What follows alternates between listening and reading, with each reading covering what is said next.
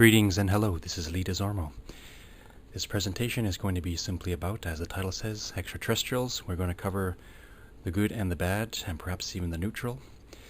Let us examine something first and foremost that is of great importance, and simply the following, because it does deal with human opinion, and then again, human experience, and basing our opinions upon experience is perhaps in a superior mode than just having a mere opinion. But let us look at it and see as to what the story is. So, in the fundamental sense, very important in a preliminary way that we basically cover this, is that firstly, as to all the various opinions about extraterrestrials that exist from human beings on this planet, there are varying ideas, and it really does come down to the levels of experience that individuals have. So of course, as you can read, but I'll go over them, it does entail that those who have experience are the ones that are giving information or trying to, whereas those who don't are being influenced and listening to the opinions of others, some of which do say they have true testimonies, and others who may claim true testimonies, whereas perhaps it is not necessarily true. So it is just important for us to look at this because this is forming the general, well, if you want to say paradigm or consensus, and the varying extremes between them. So examining it, simply it is this, as I've written, that there are those who have had or are experiencing ongoing actual experience and encounters with extraterrestrials. This can include different races. This also can include extraterrestrial biological entities and extraterrestrial non-biological entities, to call it that, in a more refined way, in a higher dimensional frequencies. And we must also differentiate between spirit entities that are, for lack of a better word, bound to the earth, that are not of the origin of space per se, to put it that way. But we'll go more in depth into that in some moments to come. And then of course there are those who have not had actual personal experience and or encounters, and when they have an opinion, just like with anything, if they have an opinion based on non-experience, then they may be more subject to influences of others, whereas they do not have a personal foundation to base it upon per se. So just to examine that, because this is very important when we are looking at, like if you interviewed, let's say, 100 people in the street and said, what is your belief on extraterrestrials? And out of the 100, 50% or more, maybe 60 or 70 even said, yeah, I do believe in them. And others said they don't. And then we can ask, out of those who say no, do they have experience? Well, perhaps, probably not, to put it that way. And for those who did, what level of experience do they have or not? So, not to kill the point, but of those two, we have those who have had positive, pleasant, and or non-harmful experiences, those who have had negative or who perceived negative experiences, whereas no harm was intended. So the differentiation between those two within that second one. And then those who perceive positive, whereas it was not necessarily intended to be, or like, for example, for that one, it could have been along the lines of seeing a craft in the sky and saying, oh, it's a star friend or an extraterrestrial entity, whereas it might not have been, or it could have been well, a negative or regressive. So this is important to differentiate between all of the following. You can ask yourself right now, viewing this, where you stand. Do you have your own experience or not? To what level? To what level are you being influenced? To what level is your mind and heart open regarding this matter, and etc. So looking at that, here's the preliminary. So this is important for us to establish this, because a lot of people who have an opinion may be basing it upon a non-truth or a falsity or a deliberate lie even. And then of course there are many, very, very many true tales and accuracies concerning our star family. Because I rather would not necessarily even use the word alien, of course, and extraterra meaning simply not terra, but even then, the soul spark entity that we all are all of the great life, the prime source, then none of us really are from here. So just to make these little differentiation, and let us continue. Now, going with that previous clip with my quick writings and bullet form and all that, well, when we were examining this picture, I just wanted to simply further that idea, or truth rather, that we may have our own experience and to what degrees, and then when we do not, and we are getting stories, and we are believing the stories and testimonies and alleged testimonies of others, we have to understand to what layers is their accuracy, and of course, to what degree is it a knowledge? Is it a second-hand, handed-down knowledge? Is it a third-hand, etc.? So why I chose this picture quickly is simply to show that, and if you just bear with me for the analogy or metaphor, that you can have a reflection of a reflection, and as the tale gets handed down, things can be watered down. So it's important to realize that. So here you have the moon being reflected upon the water, and it's shimmery and a little bit vague, and then you're seeing the source of the light upon the waves, which is the moon itself, and then the moon is getting the light from the sun. So you have handed down knowledge, and as it goes, it can become less accurate over time, such as it is with anything. A story that was told 1,000 years ago, or 2,000 years ago, or 5,000 years ago is perhaps changed to whatever degrees. Or even in school or the workplace, you can have someone saying something and then the story alters a little bit slightly, or it gets exaggerated or not exaggerated enough, or rather what I mean is not enough emphasis put into something. So that's just very important you guys understand this. I just want to make that clarity because it is very important when we are examining this very, very, very real phenomenon, that we do have a grasp of what is true, what is not, what is vague, etc.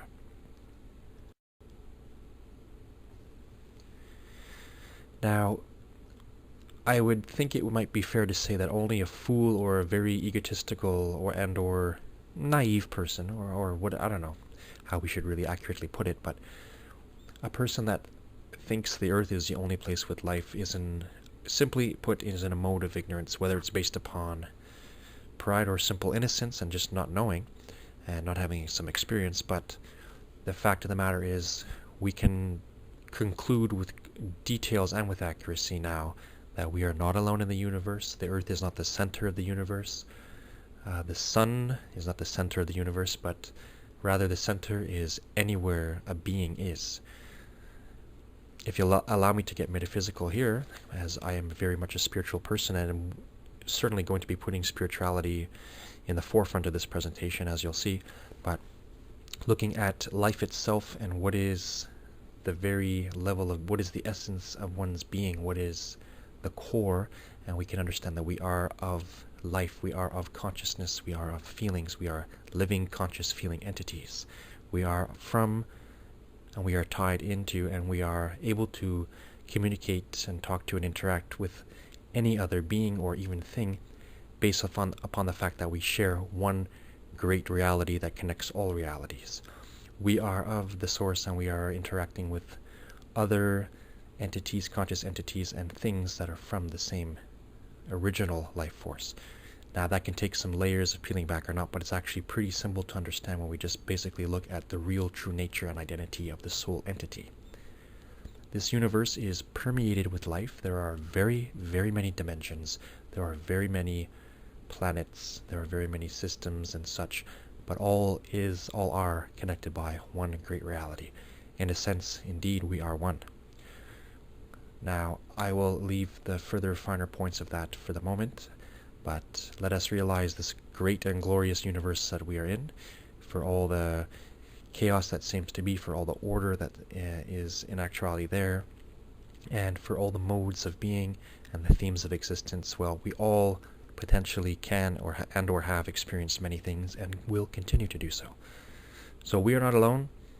And a simple logical assessment, and with the building up of simple building blocks, to put it that way, we can understand that even as humans were able to contact each other over great spaces and times and do it upon the earth, this was preliminary training, as it were, and now we are seeing a bigger picture in a galactic sense. This is excellent, and in essence, the extraterrestrials, who are already there in abundance throughout the galaxy right here, let's just keep it small for the moment and say just for this very galaxy, then we are coming of age, as it were, upon this planet to become not just ego-based, singular planetary existent mode beings, to put it in that funny term, but rather we are going into a much bigger and grandiose mode of existence and interaction. As the graduation and ascension comes, and many others have already understood it, then this is the case going on. So we are not alone. The extraterrestrials have been interacting with people on this planet for a very long time, since the inception, and this was a natural thing. That was the duty to be performed when extraterrestrial races are terraforming and seeding planets and putting life to have experience with life itself. Basically, God Creator enjoying itself, the universe enjoying itself, and experiencing a variety of things. So we are on this planet growing soul evolution, growing over a period of time, and now reconnecting with the very God that is in us, the gods and goddesses that we always are and already were, and now are unveiling, taking the veil away, and having this idea. So it is no wonder now that with our spiritual as well as technological advancements, we are entering this great, let us say, memory, this great reality, this great awakening into recognizance that we are not alone. We have many friends that are out and about in this fantastic galaxy and beyond. As for this picture, I simply wished to share that the stories of old, the myths, and I do not like the word myth because in the sense that it has a negative connotation in present times. Myth is an old word, mythos, the myth, and simply meant word, handed down word, the oral tradition. So when we are looking at the stories of the past, we have to understand that there were a lot less myths than we might tend to think. We might think the people back in the past were of an unintelligent manner or disposition.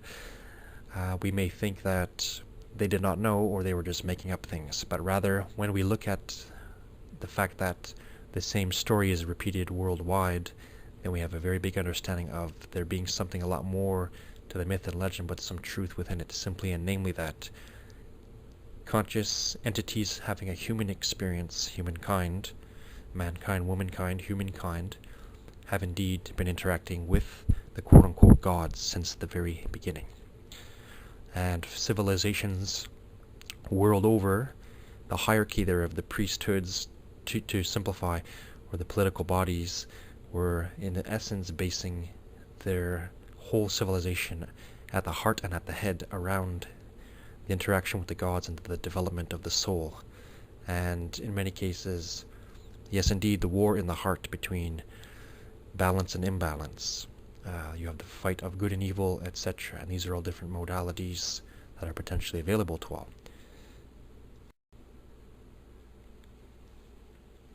We will indeed find in all cultures and in all places the same story is being told, that the gods assisted mankind and taught them things, right?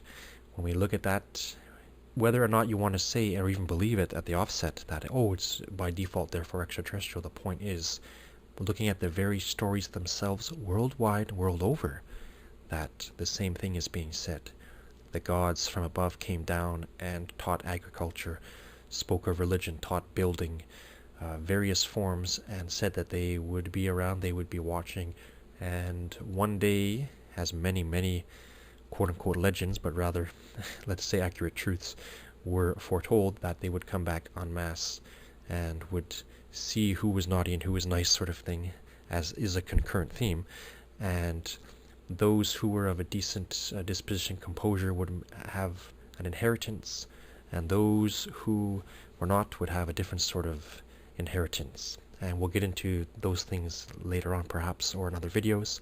But for the moment, suffice it to say that all, whether you believe in ET or not, all of the early legends worldwide spoke of the same things. And that is very important to realize. Now, before I show a few other real-life artworks of just what we were just talking about, we have to understand that the people in the past, of course, did not necessarily have the frame of reference or the accurate descriptions and the means in which they would describe, which they would speak about to even themselves, but then again, let alone to themselves, then how much more difficult would it be to speak to others about revelations and actual viewings? Just because humankind did not have such a level of scientific achievement some thousands of years ago, or even some hundreds of years ago, it does not mean that others in the cosmos did not. We did not evolve at the same state throughout the cosmos. The Big Bang, there is no actual one singular Big Bang. It doesn't work exactly like that. There are constant exhalations of the great prime source and inhalations going on at no given place within space. So when someone has an idea that everything started from one point and therefore, by default, everyone must evolve at the same rate, this is a fallible argument. Simply on the fact that on this very earth we can understand that cultures and peoples evolved at different rates within different things that they were successful at, different ways in which they excelled, and in other ways they may not have excelled. And all the races and cultures of this very planet have their quote-unquote pros and cons. And this may simply denote the fact of what was excelled at, what cultures were good at something. For example, some have culminated in scientific achievements and such, and interactions with palpable things, and others were naturally spiritual and had an automatic easy time with spirituality and dimensional awareness, and all and everything in between. So looking back at the stories of the early peoples, like we were saying, though, the story is still the same, and the descriptions are becoming more accurate. We think that a lot of things are sci-fi or fantasy, but when we come to the conclusions with our own viewings and with our own sound mind and heart, looking at the stories of the past, the artworks thereof, looking at encounters that are going on to the very day and even increasing and culminating to a climactic moment, and it certainly is, then we can understand the big picture, and less fiction, less fantasy, more reality. So if you have someone that was a desert mystic or well, it doesn't have to be in the desert, anywhere rather, someone that is in contact with higher dimensions, someone looking for higher truth, and then they ended up having interactions with beings, physical and non-physical, and then they were able to see the craft, the vehicles thereof, then of course they might describe them such as flying discs or shields or chariots, or whatever they might have said to try and depict what they saw. So even though these stories are in the legends and called that, now in modern times when we put the two and two together, we can understand that they were talking about the same things that are being seen today. So this is very good for us to put those puzzle pieces linked together so that we have a good idea that it is not fantasy and fiction, but the stories of the past are actually more accurate than we would have thought. Now, I'm going to be showing a few pictures. I'm just going to go through them quickly. A lot of people are familiar with, oh, here's a bad word, aliens, but aliens in ancient art and the ancient astronaut theory, etc. It's not a theory, it is indeed a reality. The important thing to look at, though, is not to say, here is a statue or a carving, etching out of what could be interpreted as an astronaut, but looking at this very figure himself, we cannot say by 100% default, therefore, that is extraterrestrial in some sort of astronaut type mask and all that and suit. But what we can instead look at even before coming to that conclusion is simply the fact that here is a story talking about beings, what have often been called gods, who had the ability of flight, who had advancement spiritually and, well, technologically, even though in the past the peoples of the planet here might not have said may not have had the vocabulary technological advancement, but the fact is they certainly did have an understanding of, well, look, here's an advanced being of high intelligence coming down from the sky, sharing things with people, saying that they would watch, saying that they would return. This story being concurrent and fluent throughout the whole planet. Every single people had the same story. So when we look at the fact that this etching is made after such a story and made to stand the test of time and talk about the same so-called legends, which are actually histories, however exaggerated or not, however changed over time or not, but the actual intention and the purpose of making the artwork to stand the test of time, to simply say that this is real, and now it is very unique and wonderful that it is coming back full circle for the people in the modern times and for the future. And the Wandjina of Australia.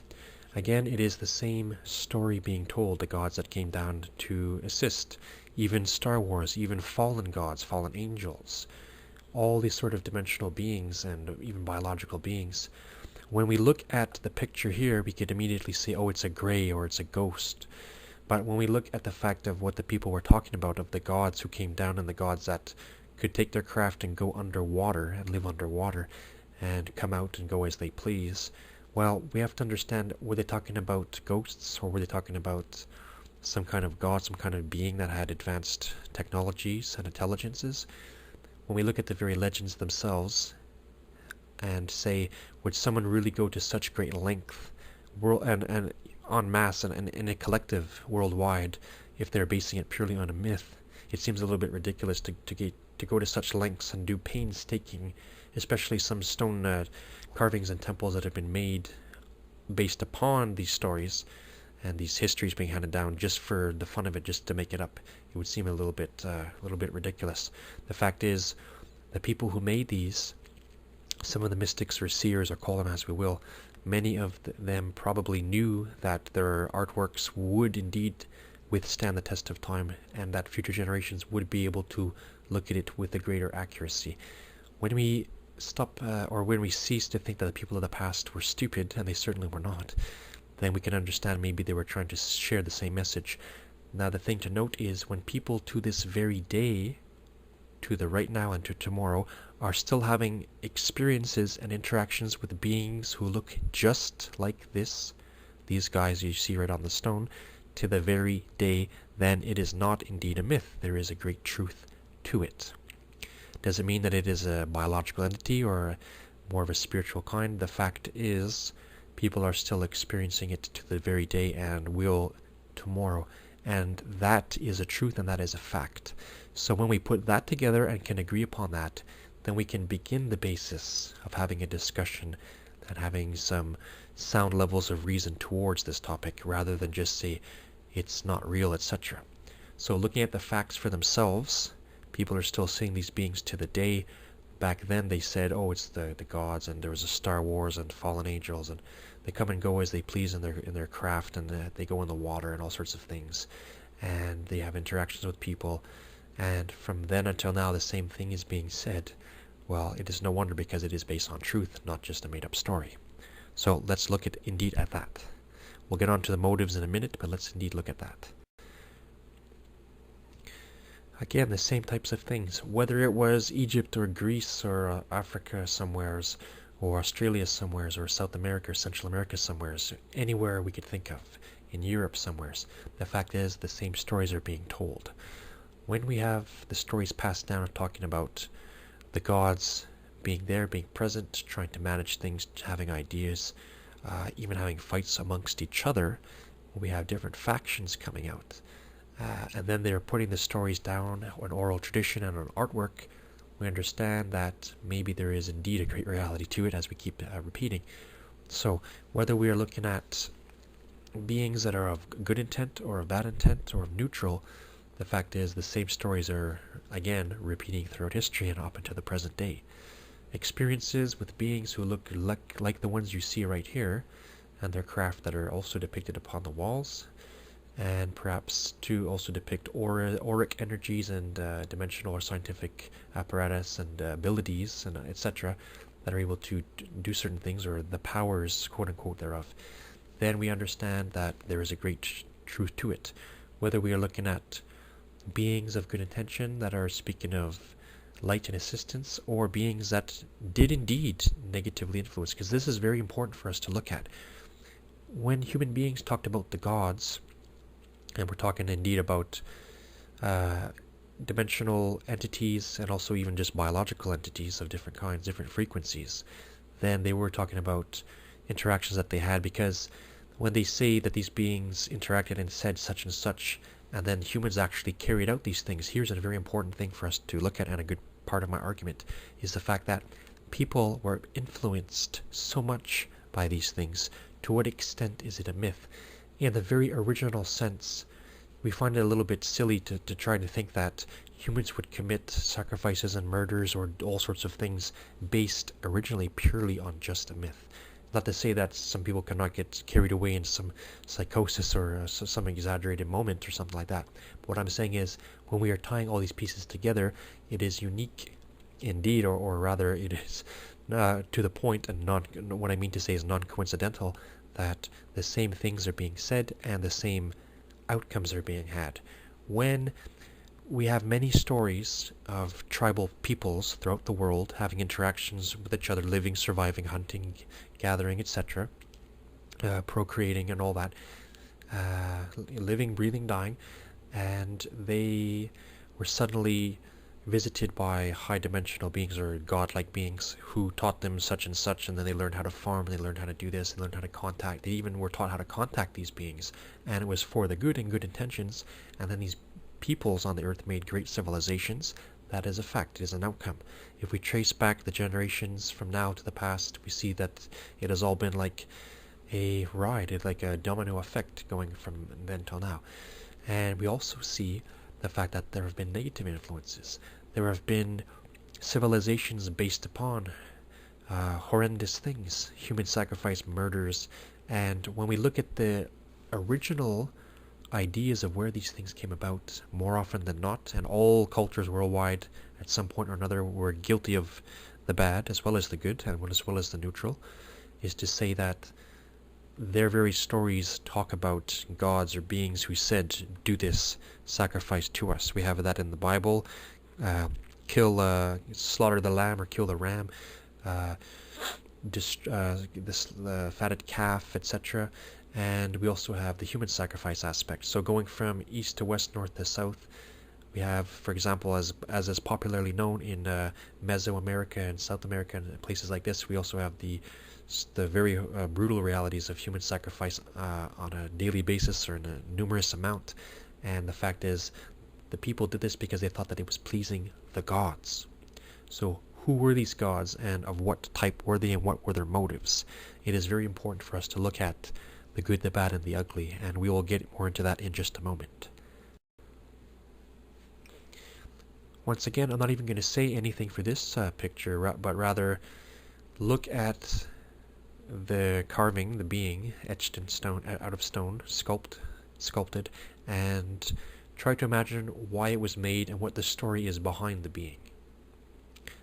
A cute myth to scare the kids or get them to do something, or is it based upon something? To have such power and accuracy in the world and to be concurrent throughout the world does suggest a lot of things, especially when we are finding similar looking beings to each other all over the world where people did not contact each other or talk about it. We see that there's a great truth to it, not just a myth as in a made up story from nothing, but a myth as in a handed down oral tradition based upon a truth. The classic Easter Island. Here again we have these massive figures, and they do pretty much seem to be looking up.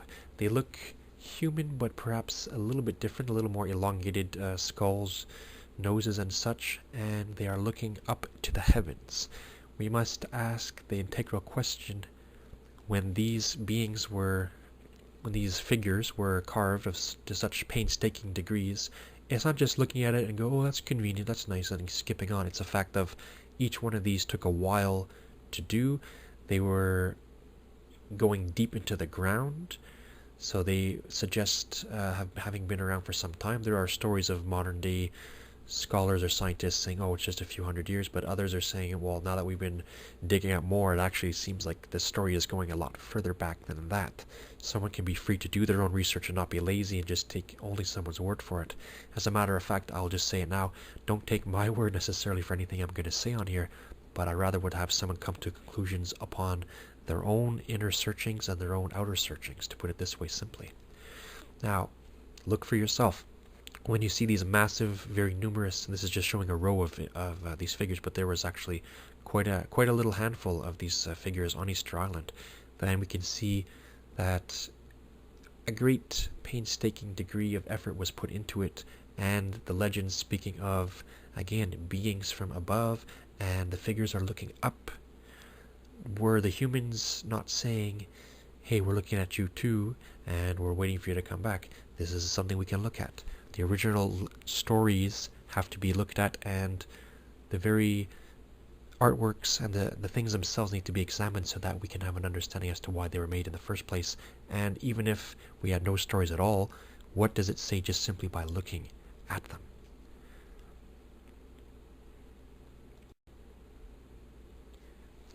Again, as with a couple slides ago, we have very similar looking beings. Here's another very old stone etching. What is being described? Were the people not showing the same sorts of things, the same type of entities worldwide?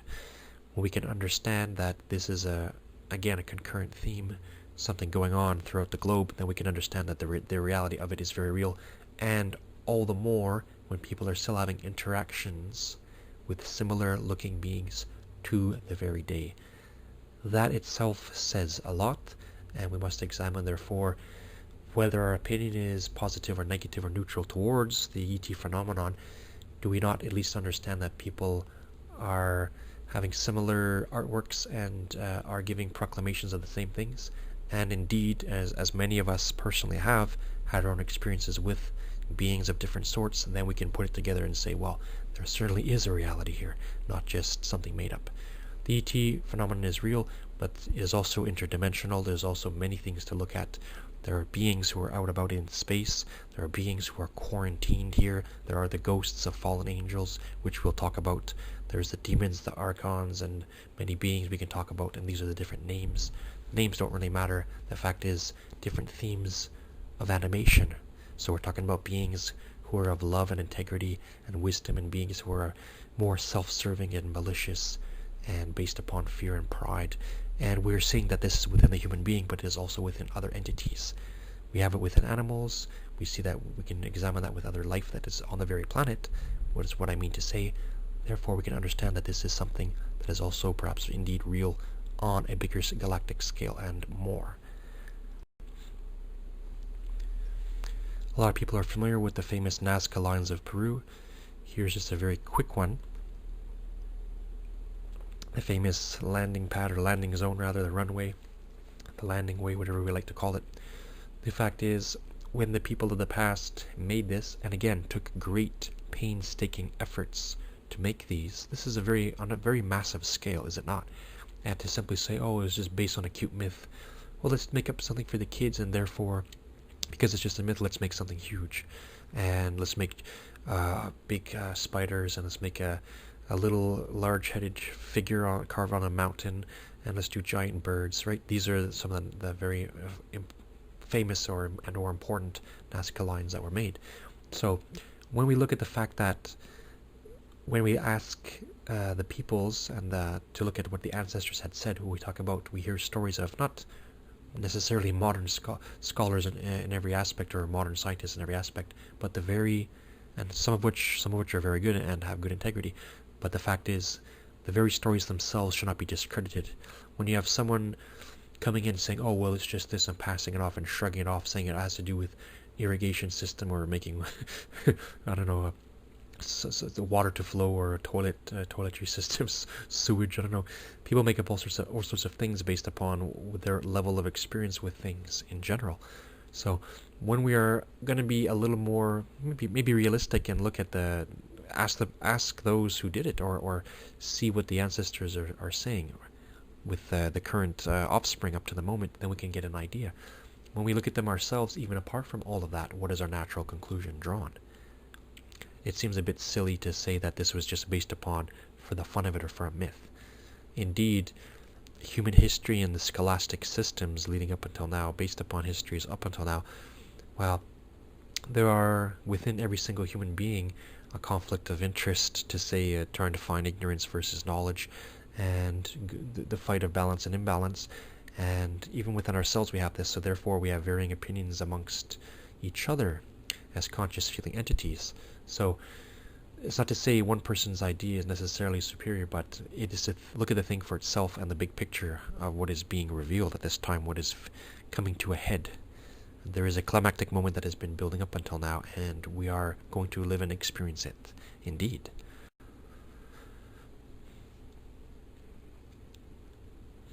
Well, another famous picture.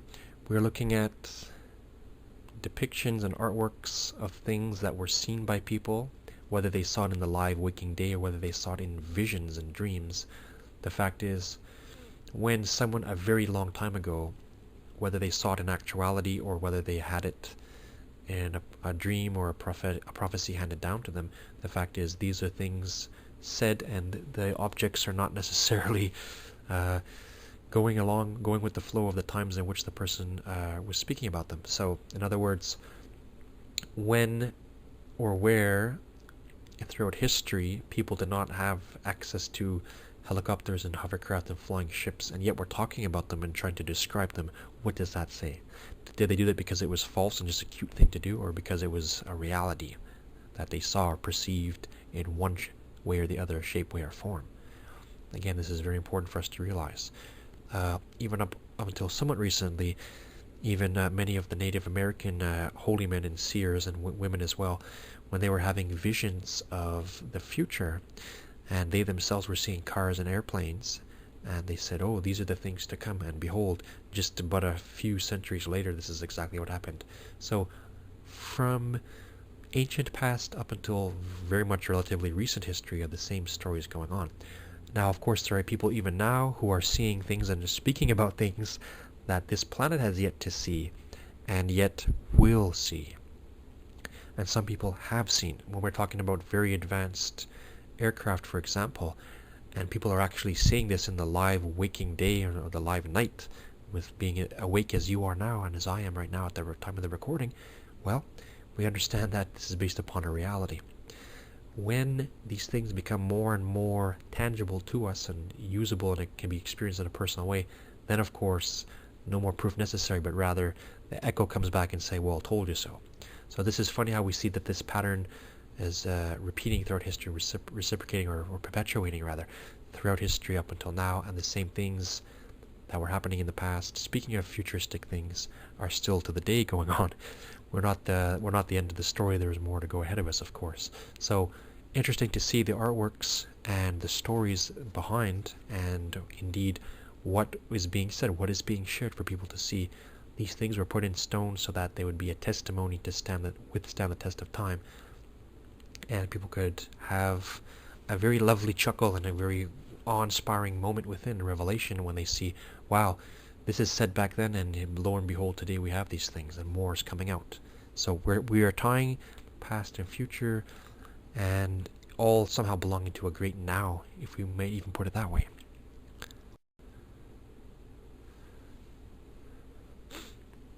Now, we have paintings of, and this is not just within Christian art, but Christian art is a great example of the ancient astronaut story. When we have people speaking about the gods and the angels, what did they mean in every single way? We must not simply understand that the people were just purely speaking of the spiritual only, because we have instances even throughout the Bible where angels were tangible beings, where they're perceived as humans, when they entertain angels unawares. When we have even he who was called later Israel was wrestling with the angel. What is it? When Jacob was having a fight with the angel, and the angel said, let me go, I have to go. And the gentleman said, not until you give me a blessing. He was literally holding him down. And when I first read that, I thought that that was quite interesting. So what happened? The angel touched him, what was it, on the hip bone or on the thigh, and caused injury, and then he was let go and then was able to go back up. We have many stories of this, not just within a classic Judeo-Christian sense, but worldwide, all religions and cultures, speaking of the gods, the angels, having tangible, palpable interactions with humankind. So this is indeed to suggest that they are not purely limited to the spiritual at all. When we are understanding such things as the gods and the angels saying that they were there and that they would return, and they would always be watching and helping, and that they would oversee things, even some bad things that had to occur, then we can get a bigger picture of what's going on. So, for example, there have been many stories of people having visions, and people having actual live, waking, physical interactions and encounters with beings who looked very human, were very tangible, who seemed to be spiritually powerful or endowed or evolved rather, or however we might like to put it, as well as technological. Now, I myself will say it further in a moment, but I have had my own very real experience on a circular craft with, and you may believe me or not, but your belief or not does not change the truth of it. This is a very real story and experience for me, and I myself was on a ship not very long ago, back a few years ago from the time of the recording, and was in a ship with beings, and I'll get further on with that in a few slides. But suffice it to say, people have had interactions with human-looking ETs as well as non-necessary, well, let's say humanoid, but not necessarily human-looking ETs, since time immemorial up to the present, and will indeed tomorrow in the future. We have to understand it's part of the family, but we have to understand that spirituality has everything to do with it. It is not just we're living for nothing and we die and cease to be. Someone has to have the real accuracy of identity with the self, with the soul, and realizing that all that has been going on has been for the soul, has been for you, has been for I, not for the body, has been for us as living entities. We are eternal, we are immortal, soul entity consciousness, and we go from the source and return. But the fact is, all of this has been for our learning. The whole earth process has been for our growth and for our lessons. And when we see that it's not just a fluke or we're all on our own left to destroy ourselves or not, but that there have been stories worldwide saying that there were gods and angels watching us and helping, well, it's because it is very real, not because it is false. Again, just to show this picture quickly, as many of you have probably seen this, but for those who have not, when we look at the top right and top left corners, we are seeing humans within, well, you judge for yourselves what you think you see. When we understand the stories thereof, when we understand the connection, when we understand that God is not against science and technology, when we understand the unity of all things, then we can see that there's not contradictions or necessarily needing to be a conflict of interest or ideas, but rather a unison of things. When we have people saying that they debunked the ancient astronaut theory, well, they haven't done that whatsoever. We have people debunking the debunkers. The fact of the matter is, we look at all these things clearly and without fear and within a naked eye and with a very open heart, and say, I wish to know the truth and see it as it is, not as I wish it to be. Or have I been conditioned to see it a certain way? What is my own very own experience with things? Then we can try to have a greater picture. For example, someone who is very staunch and religious, and I used to be to some degree a very somewhat staunch Christian, even though I always believed in reincarnation. But the fact is, I had my belief systems, and then I started to put other pieces together and say, oh well, that's also true. I myself have personally seen flying ships in the sky, nighttime, and sometimes even in the day, some interesting things. So when I put the pieces together and said, oh well, it doesn't mean that just because there's a spaceship that is demonic, right? You start to put these things together and you get a bigger picture. We have to have a differentiation, we have to have a sound judgment. But the fact is, again, from ancient past up until more and more modern times, and this painting is only a few centuries old, then we understand that the same stories are being told and what is being talked about. Because some people could see this picture and say, oh, it's just the sun chasing the moon, or it's just to denote the god of light chasing the dark one, or something like that. But what are the deeper layers of what is being said? What does that even mean? The dark one being chased by the light one, or something like that. We have to understand the very grand details of it. So when we're putting those pieces together with other facts and figures and things, then we can have within us a non-conflict but a greater idea of what is the truth of what is going on. There's a conflict going on within our hearts, and learning and leaving ignorance behind, and leaving lesser modalities of being and emotional imbalances, and going to higher wisdom and emotional balance, loving understandings, and an acceptance of truth, and a self-confidence and a self-acceptance and an approval of things. And whether or not to whatever degrees we have that, let's look at the fact that We are evolving, soul evolving to something, and we know a little more in details and accuracies than we did in the past. So it is, things are coming to a clearer light, but it is not certainly to say people in the past were stupid at all. They weren't. They just were not having the exposure to certain technologies, for example, or levels of truth, but it has been a process ongoing, leading up until, as we keep saying, the ascension, the resurrection, the climactic moment that is happening. Now, just because on Earth we see only human beings, yet we have to understand that even among human beings we see a wonderful variety and differentiation. Even though we are one, even though we all have one consciousness talking to itself, basically, not to say that we are all the same with no individuality. What I rather mean is life talks to itself. We all can smile at each other, we can laugh, we can cry, we feel the same things. We are indeed, in our level of prime source, we are indeed of one. And interesting to note that this Earth has seen and does possess various cultures and race types. Well, this is not for no reason, because this is simply a way of training us to realize that there is even a bigger story out in the cosmos. So while we have white, black, yellow, and red, the four colors of man, or add whatever or take away whatever you like, but we have variety of peoples here, and yet we all have similar we all live and die, we all breathe, we all eat and sleep, etc. Getting our life experiences, we are all one, even though we are different. So it is not to say, like, if there had been, for example, if there had been a race of humans that had blue skin walking on this planet, we wouldn't have think it was strange or foreign. It would just be a normal thing. It would just be something that was natural.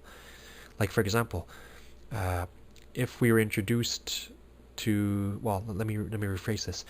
If indeed there are beings who have blue skin, I'm talking about the gentleman on the left with a beautiful painting, the good artwork that the person did for this picture.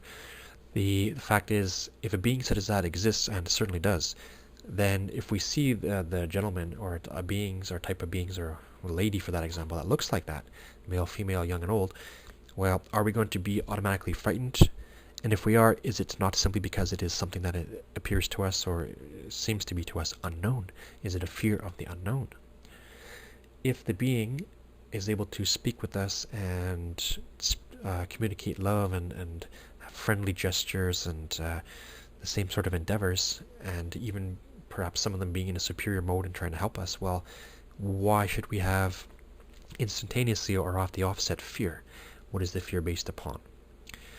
Now, as to the second from the left, the blonde gentleman, we can understand that this being looks very much like us, and if we saw them on the streets, or anywhere for that matter, we would not even know that they necessarily were of a different non-Terran origin. Now, I myself personally have seen what could be called in common jargon or whatnot, or parlance of the times, the tall blonde or Nordic types. And without a shred of a doubt, when I saw one particular gentleman on a very popular street one summer night some years ago, I knew without a second doubt that he was one of them. And the look of the eyes, the wisdom, the intensity, not intense as in aggressive, but just the soul evolution of the being looking me right in the eyes, not even saying a word and just speaking volumes, was incredible. And other people have had experiences like this, and other people have had telepathic communications and even verbal communications, because these beings can't talk if they want to in a language that is available to assist us or to be acceptably and understood by us.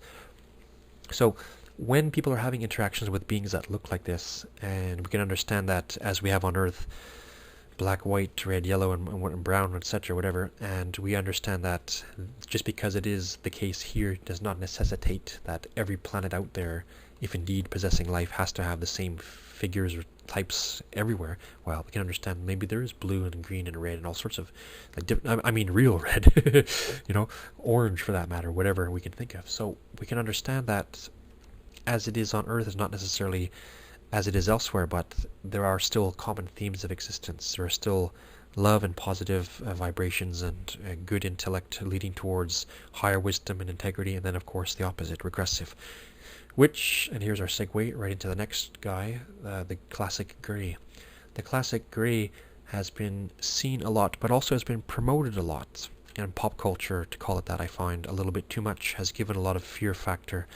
He's not necessarily a very attractive looking being, for most people perhaps. Maybe some might argue others in their opinion. The fact of the matter is, a lot of these types of beings have been seen. I myself have seen one in my room in not physical, tangible form, but in a more of a different dimension, but the same exact shape and size thereof, etc. And this was after I had woken up from some kind of dream or awareness that there was a presence in my room.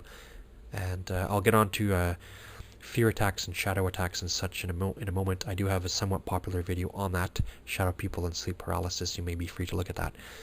Yes, some of it does have to do with the greys and reptiles and archons, call it what we will, demons, old hag. Yes, this is all part of it. But the fact is, many people have been experiencing this from the past to the present and will tomorrow. This is a real entity, a real race of beings, and they mainly have been experienced in a more of a negative sense.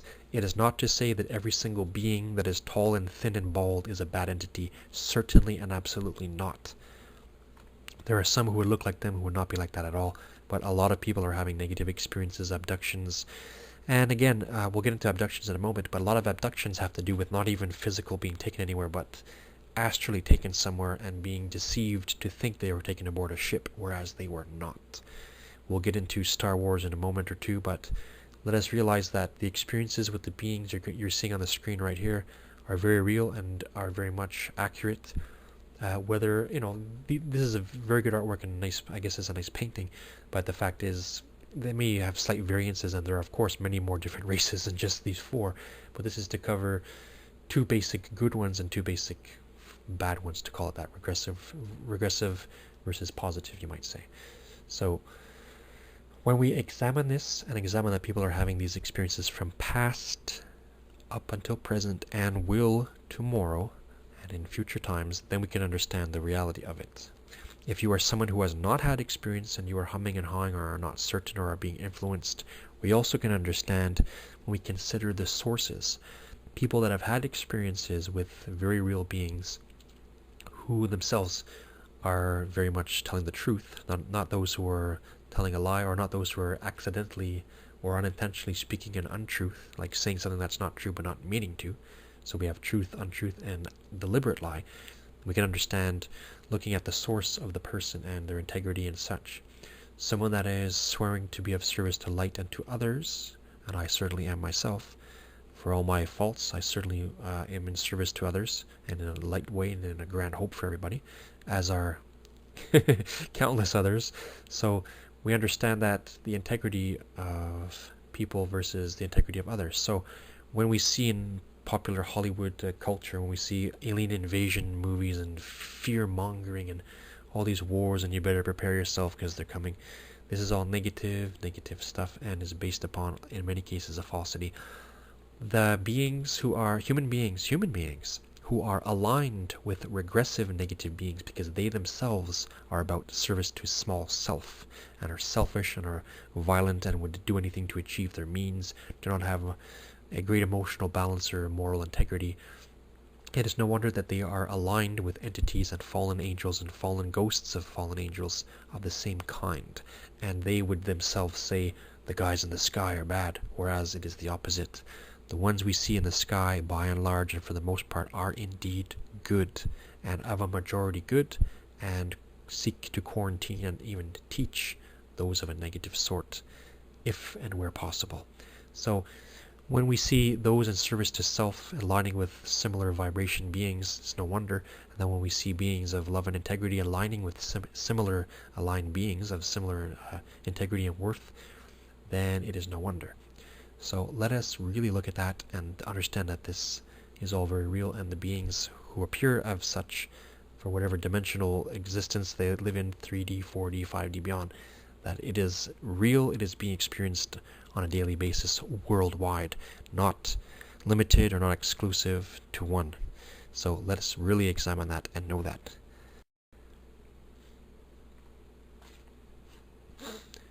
Now, as for the classic gray entity, if you'll allow me, then we are looking at, in many cases, negative experiences, abduction stories. It is very, very important to understand the reality of these beings, that they are very real, that most of them that look like this, that interact with humans, are of a more negative or at least neutral variety as opposed to purely positive. So when we can realize that this is happening and is a worldwide global thing, and that the existence of these beings is not just limited to this planet per se, then we understand that, well, as here, supposedly elsewhere, right? As below, so above, microcosm, macrocosm. But the fact is, whether, and here's a very important thing I wish to say, whether or not we wish to call them by a certain name, we can merely understand the simplicity of being and not thing. When we're taking away shape and form, oh, I want to call them archons, I want to call them demons, no, it's actually jinn, no, it's this and that. Put away the differences. The fact is, there are positive beings looking towards soul, real, true soul evolution and in growth in light and love and wisdom, and then there are those entities who are not. It is within the heart, it is within the being. So putting form and shape aside and not just being egotistical and childish and limiting it to just one planet, could this be elsewhere too? Has not the same story that has been going on this planet been seen elsewhere? Of course it has. And will it not be seen elsewhere in the future? Of course it will. So, nothing new under the sun, but this is also to say the center sun of the universe, which is anywhere.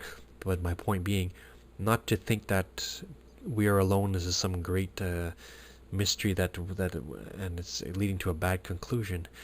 This is not something that has not been seen before, and many of the stories and many of the preferences of description we like to use, the fact is, as to what I'm showing on the screen and to the races, that these beings are very real, whatever we wish to call them, whatever dimensions they're being experienced, because it can be more than just one.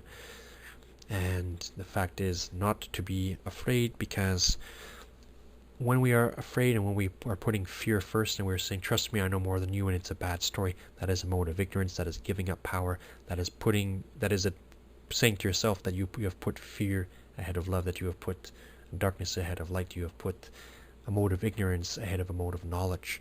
And we have to be very cautious when we are making an assessment, especially when we do not have our own experiences. Because if we don't have our own experience, or we have just a little bit of experience, then by our one experience we cannot, like say for someone had no experience at all, then how much of an authority could they be to talk about these things? If someone had one experience and it was just bad, what kind of authority could they be? If someone had just one experience and it was only good, what kind of authority could they be? The fact is, not any of us, there's no one of us that has all the answers to all things, but the fact is, when we do put a lot of pieces together, when we are weighing out the many similarities, then we see that there is a great truth to it. So to repeat that, let us really understand that is the reality of the matter. And that it is taking place on a soul level. Now, I chose these quote-unquote grays look a little more cute and not so harmful. I wanted to simply say that, again, not all experiences with beings that are naked and bald, just to say it like that, are necessarily regressive. There can be some that are not. My own experience with a small bald entity has been in the live waking day while I was changing my son's diaper. This is a true story, and I put it in about.com paranormal. And it's also written in my book, which I'll put a link to in the description of the video. So, when we have our own experiences with something, and when we are hearing the stories of others, and we are hearing that there is some positive, some negative, some neutral, with small grays, for example, then we can understand that basing upon actual experiences and the commonality, as it were, with them, then we can see that there's what is the truth and what is the untruth of the matter.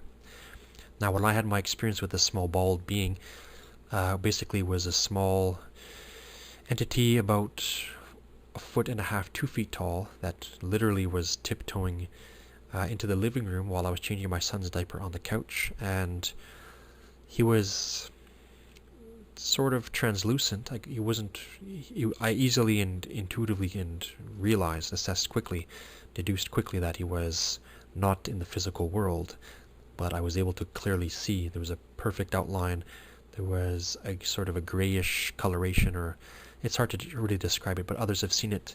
You may look at the famous picture of the little bald alien or gnome in the park in Chile. You can look up that. And I had a similar experience myself. So it's not a matter of taking someone else's word. When I have my own experience, and then I look at the testimonies and alleged testimonies of others that are saying that they're true, then I can say, okay, well, yes, and you do that for yourself. So again, a lot of people have had bad experiences. There's a common consensus that the short grays work for the larger ones, and that they're more of a worker class, and they're usually very rude and cold with human beings. Well, I myself personally cannot testify that this is the case for all of them. I really cannot say. The one that I saw did not give me any fear whatsoever. When he saw that I saw him, and I'm just saying him because I really don't know him, her, the being, I think, wanted me to see him, and then after that was established, disappeared, literally vanished from view. Whereas prior he was seen for some good 10-15 seconds, quite clearly and quite in a conscious state, full cognition, full ability of mental and emotional stability for me. Whether my son saw him or not, I don't know. I think he was only about 1.5 at the time. But that's the case. So the good, the bad, the ugly, the neutral, what's going on, these are the stories, these are the experiences being had. Now, here's a somewhat haunting picture, the classic abduction type scenario. There are very, very many stories of interactions with good beings and being taken aboard ships and going to different places and not being in a negative state. There are a lot of stories of negative experience, or at least perceived as negative experience. Again, the beings that have been encountered, all shapes, colors, and sizes, and some people have had wonderful experiences, have been taken up, have been allowed a quick tour of the stars, have been given information, have been given a healing, and some people have perceived very bad things going on. They are very frightened. Well, as to whether or not the experiences of abduction were intended to be or not, this is something for us to differentiate, because someone could have a bad experience whereas it really was bad, or intended as bad, some kind of trickery or implants that are for the negative, not the positive, if this is a reality. And then of course we have that which was perceived as bad, which was not intended to be. So the classic analogy I like to use is simply this. Like, let's just say when you take a cat or a dog or an animal or whatnot to the vet clinic, or even a child, or even yourself, you go to the doctor. Like, go to the animal goes to the vet, you go to the doctor. But let's just use the animal example. The animal that is being held down by these tall beings and a needle inserted, and it's having, the animal could, in many cases, perceive it as very negative. From the animal's point of view, they would say, if they would talk to us, oh, it was scary, it was horrible, they held me down, they did stuff to me, they put stuff in me, man. They could speak along this sort of manner. And for them, it would be perceived as a very negative experience, whereas there was no intention of harm. In very many cases, and in so many cases, and thousands upon thousands of stories from people, what are the beings very often saying? Please don't be afraid, we're not here to hurt you. Now, even if, and here's another interesting thing to realize too, if, and I'm not trying to defend those who are bad, I will call evil evil and good good, not a problem, but I'm saying we could find it interesting that even when someone had a negative experience, or what was perceived as a negative experience, what happened? Most often, or in the majority of stories and testimonies, the person or persons were put back into their bed. They were not caused a lasting harm. Well, I mean, that's not fair for me to say. There could be some trauma or this and that, or suppressed feelings and thoughts, but the fact is, in so many cases, and what seems to be the majority, the person who had the abduction experience was put back into their bed and pretty much unscathed. So that itself should say something, even if there was malice or mind control or some sort of evil intended. The fact is, the person was put back and pretty much had their, possessed and retained their full faculty. and had a story to tell, had a book to write, had a testimony to share. So the fact is, I am not saying that all abduction stories were only perceived as bad, but they were all good. What I'm saying is, let us look at these very facts themselves and try and weigh out the differences. Now, this picture is most likely just something man-made, rubber or whatever. But the fact is, such a being like this, certainly looking similar to this or exactly like this, does exist. I myself have had a viewing of an entity looking very much like this, and also lying down. It's a long, difficult story to explain perhaps, but it has to do with remote viewing and being allowed to do so. The fact is, whether or not this is a real entity or not, the fact is there are entities that look very much just like this. This one seems to be asleep or injured or sick and dying, etc. The fact is, we can understand that in pop culture there seems to be a lot of emphasis upon the negative things, but we have to remember that there's a lot of equally or more, if not more, than of positive. So when we have Hollywood, and we have to look at who runs Hollywood and who is sort of the movers and shakers behind the scenes and the motives and the attentions. If we look at people that are about self-interest and about using and making, I'm not saying all Hollywood directors and all actors are bad. Certainly not. What I'm saying is, when we look at the fact that there are cults and there are groups of persons who seek to influence humankind, not necessarily for the good, but when we see self-interested groups that are behind running the show, and they flaunt their their symbols and their Freemasonic and Illuminati symbols and such, they're proud of their things. When and where, not in all cases. I'm not saying all of them are bad, but when and where we see these concurrent themes of alien invaders and bad things, as if to say all beings from outer space are against us or something like that. When we consider the sources, basically what I'm saying is, when we consider movies and stories and books and consider the sources of them, who is aligned with what? Is the person that is speaking or sharing something a sincere individual? Do they have a love for humanity? Do they wish the best for people? Or rather the opposite, are they self-interested, full of fear and pride, and are trying to compete with others, trying to control others for the negative? You see, there are a lot of people on this planet who know that those out in space are the good guys in so very many cases, and they don't want to have anything to do with them because they know that then their works will be shown up as bad as they are. And so they will say to people, oh, those guys are your enemy, and they're the enemy, they're the threat of mankind, whereas it is not true whatsoever. So it's not to say that there are not bad beings that we should be afraid of in a variety of ways and in dimensions. We should be afraid of other humans. Some people are, well, put it as we will, or state it as we will, there are some people that are not friendly or not very kind, who are self-interested, who would seek to take advantage, opportunistic, violent, manipulative, etc. These are very real in humankind. What is to say of other beings? The soul is the same apart from shape and form, as we said. So those who are of a similar essence or vibration are motivated of certain animations, of themes of being, align with their own kind. The thief joins with the thief. The liar enjoys lying with other liars. I mean, they're going to fight each other too, but the fact is, we look at the similarities. There are many people who are saying that, based on their own true experiences, that a lot of extraterrestrial races are indeed good. They should be getting more spotlight. We're not necessarily, by and large, only going to get it from Hollywood, so we have to consider again the sources.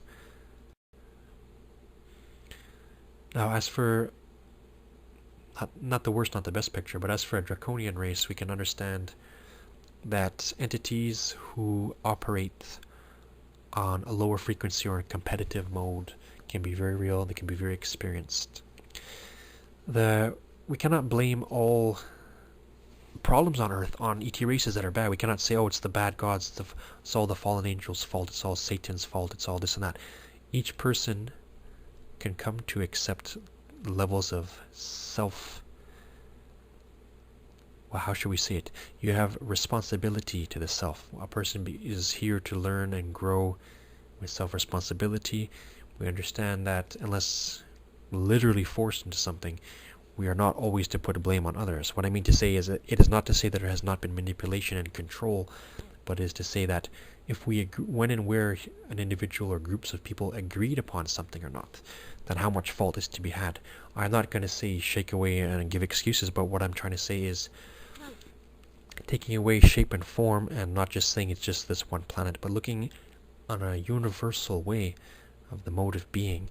We understand, again, emotional balance, general desire to grow in light and wisdom versus and being in compassion and service to others, as well as improving yourself. But you're along the theme of let's rise as a team, as opposed to those who are competitive, selfish, addicted to conflict, addicted to competition of different kinds.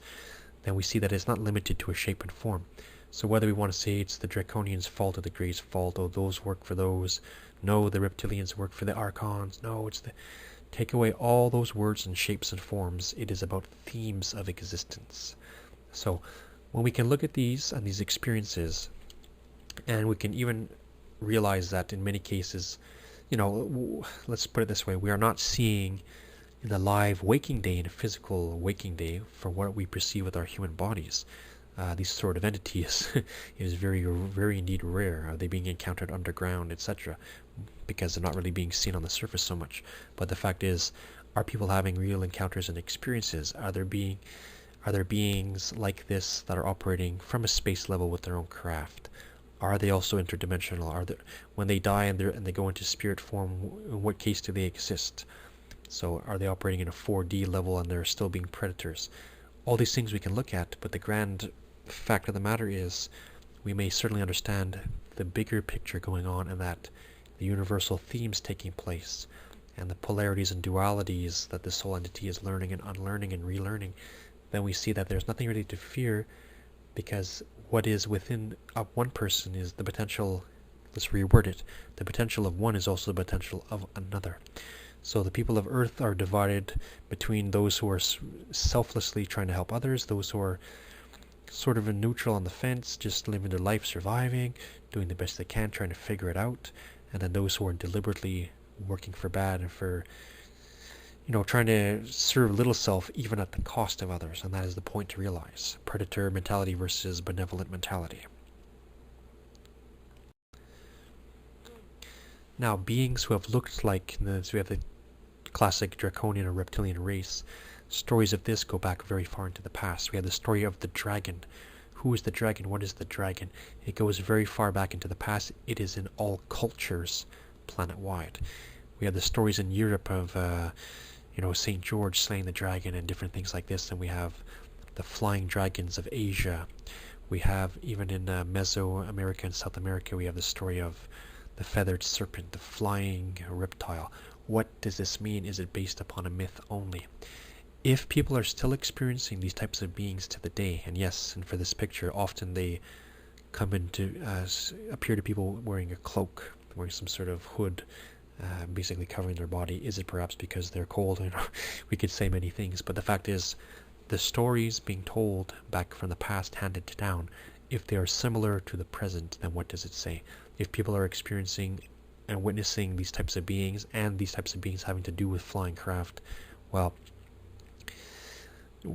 are we hearing a lot of stories about murders and kidnappings, or are we hearing, along the lines of people witnessing and experiencing and encountering, but nothing bad and much coming of it? So it is a variety of things.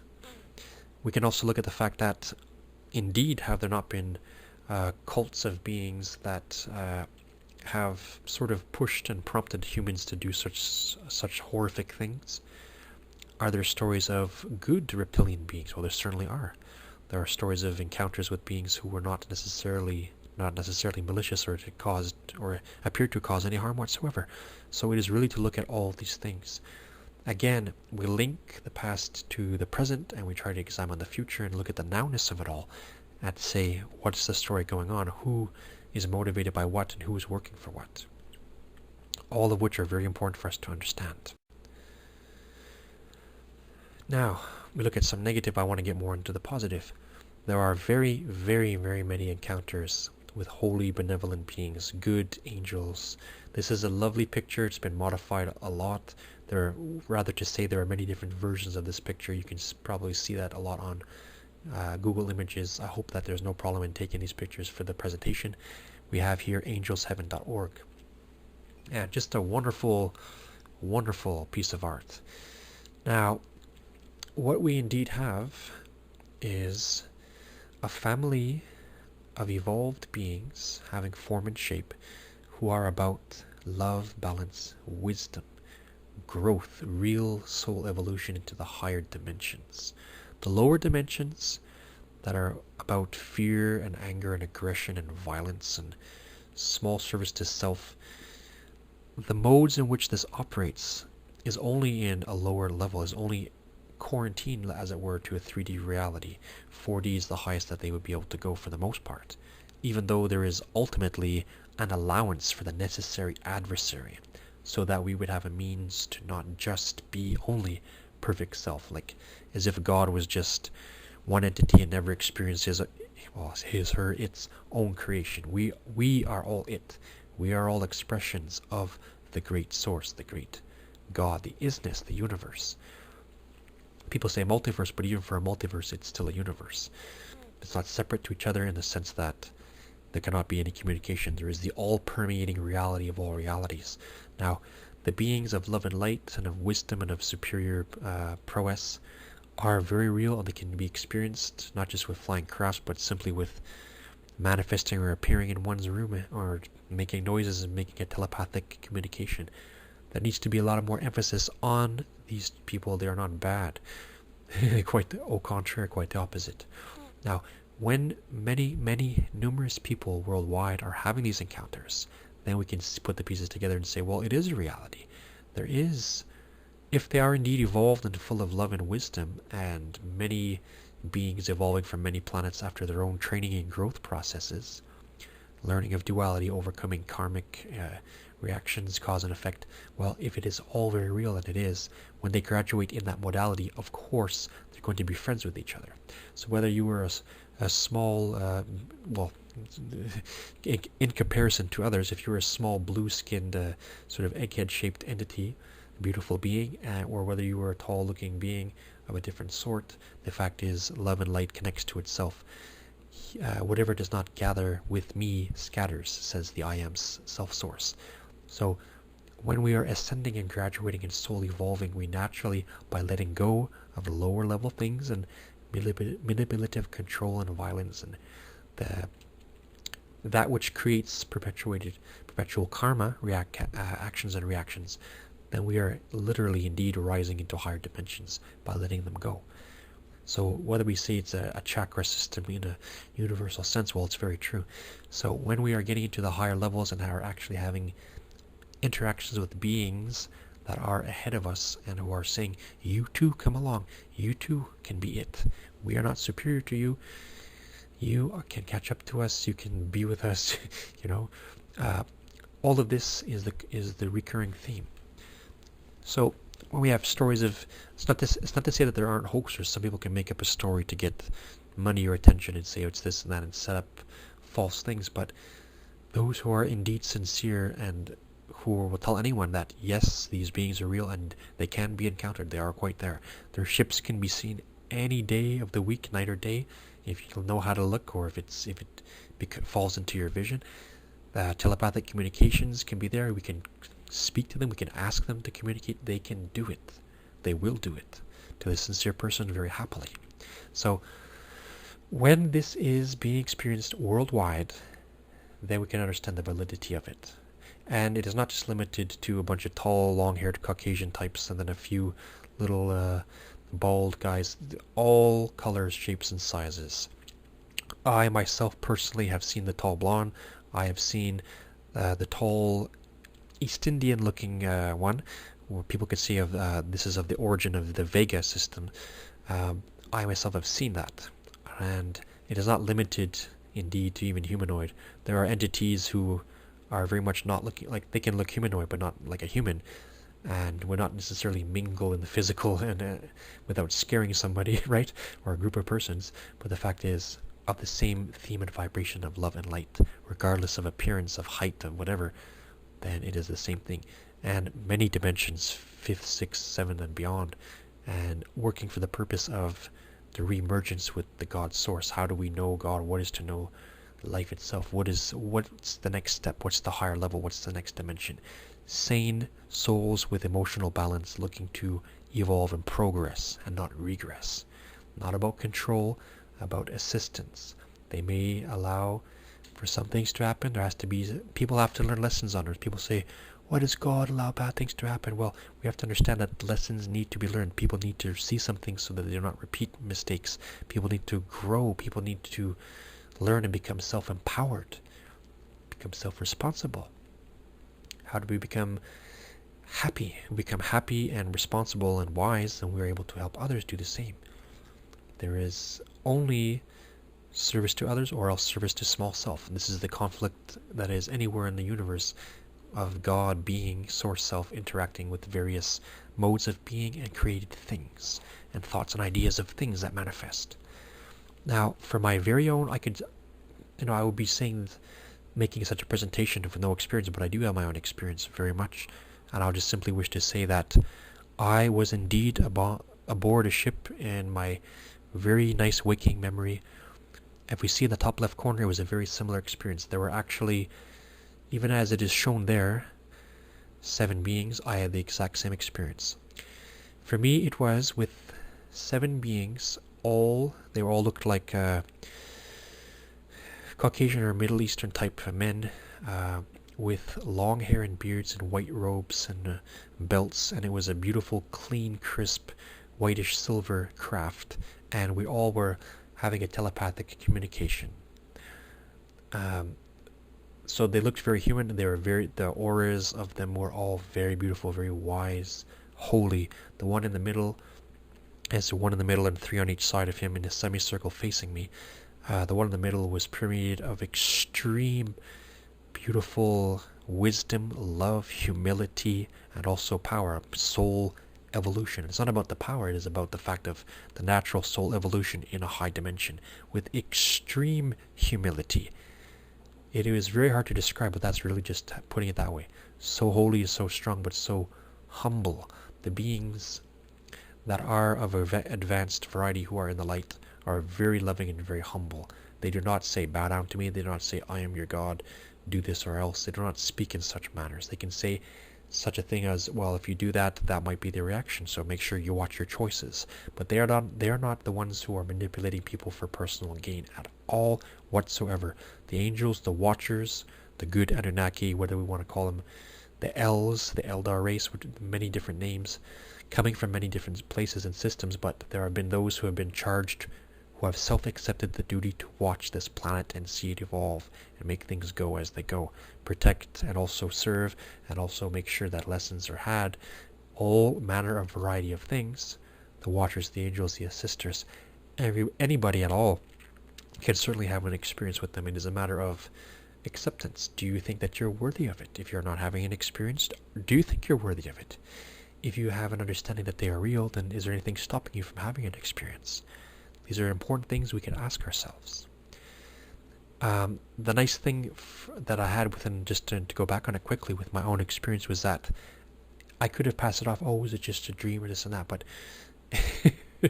when you know it's not, and when you know, and when there is a physical proof, then there is a great undeniable proving to you that of the very fact. The morning after the incident, I remembered it clearly in my head, and then the second morning, I discovered upon my right temple a thin scar, and I also wrote about this. It's in my book, and I published the story. I was allowed to publish the story on about.com in the paranormal, which is a wonderful place to look with many true stories, and run by Stephen Wagner. And the fact is, there was a very visible and very accurate mark on me, and it was for a purpose to say, yes, it's real, and here, this, and that. So I will put a link to the, I have pictures of that, and I will put a link in the description so you can look at that. And one of my videos is about just that. So these are very real things. People are having good experiences. It is not to doubt it. It's shocking. Even when we say it, it sounds like we don't even believe ourselves sometimes, because it's like we've been taught to think it's so crazy or this and that, but or it's fiction, but it is not. It is not science fiction. It is not a fantastical myth from the past. It is about being aware of what already is, apart from whether or not we personally wanted it to be true or not. We have to understand what is the truth, whether or not we want to believe in it or agree with it, and who wouldn't, in their sane mind and in good heart, want this to be false? It is very real. So these are happening. People are having experiences. People are viewing ships all the time. People are taken aboard ships all the time. People are given comfort and communications and healings and all sorts of things all the time. It is very real. It is global. Let's really rest assured that that is true.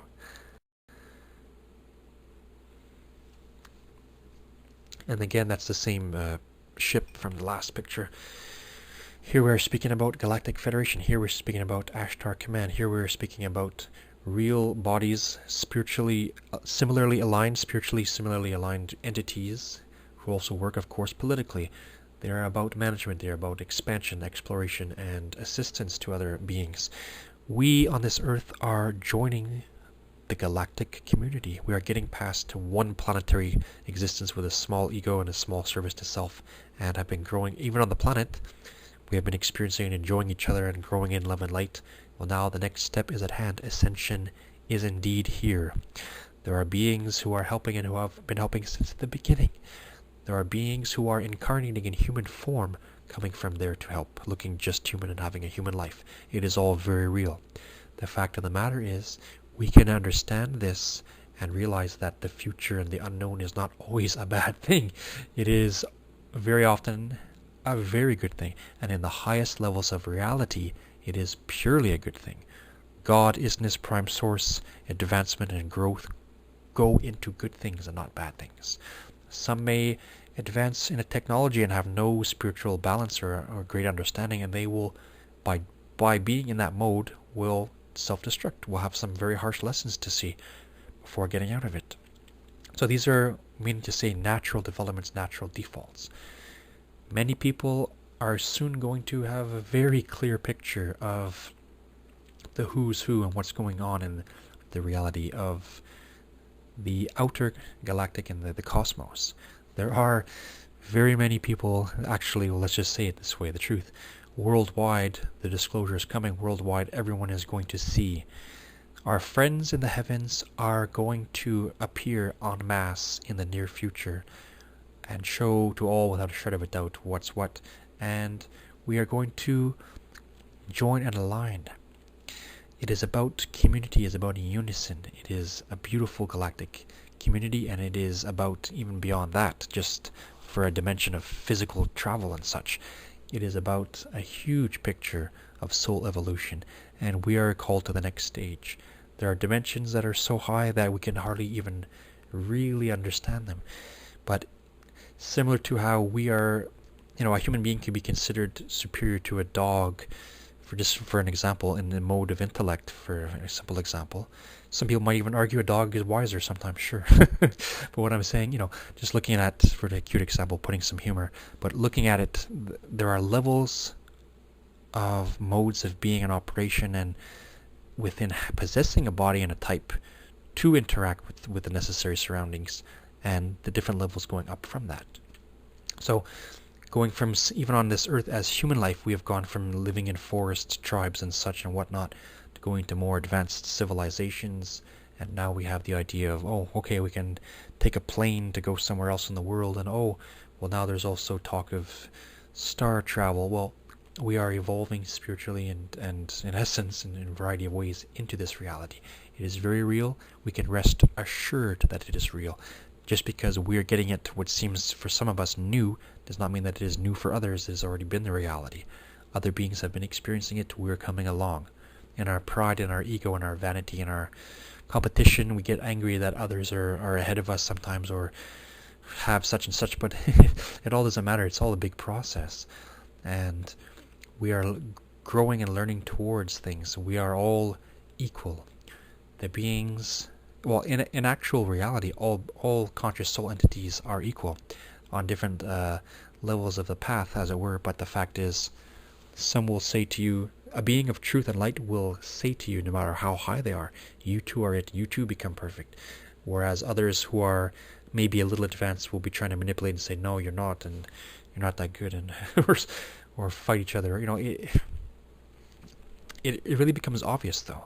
And the one who is, again, of a testimony and of an alignment with the good gets into contact and testimony and interactions with those who are of the same, and get more and more tidbits of information, and it can be available for anyone who wants it and who is sincere about it.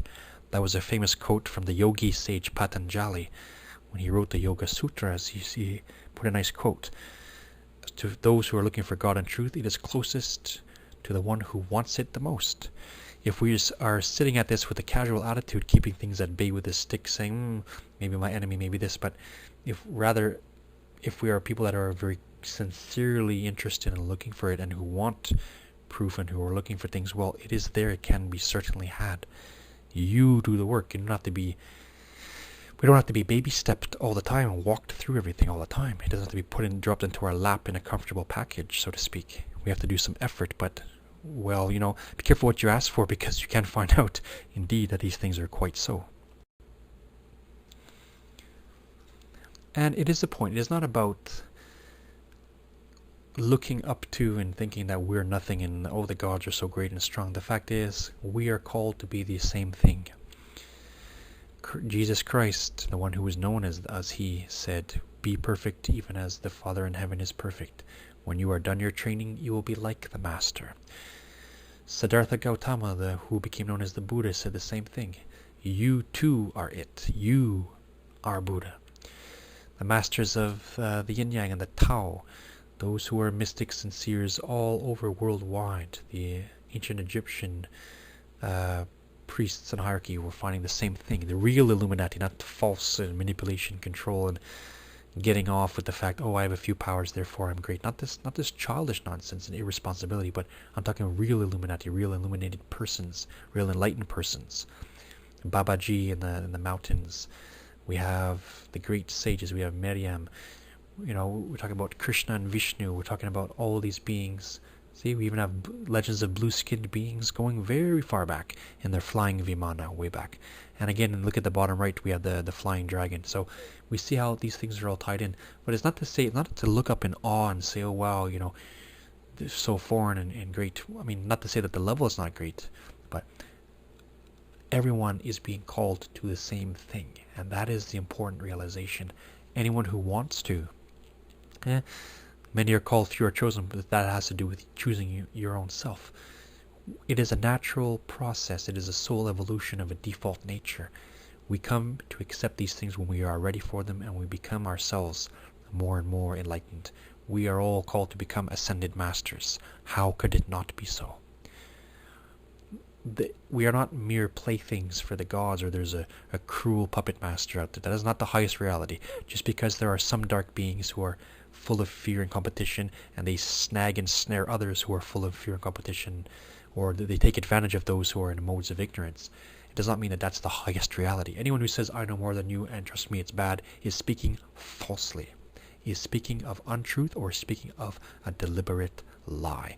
When the vibration and the modality of speech and the vibration of feeling is of fear and pride and anger, aggression, even feeling great terror and great vanity, then that person is still in a mode of competition, has not ascended into higher dimensional awareness. There is great light and great purity in the higher dimensions by a default nature. When we understand this accurately and truthfully, we have a great comfort.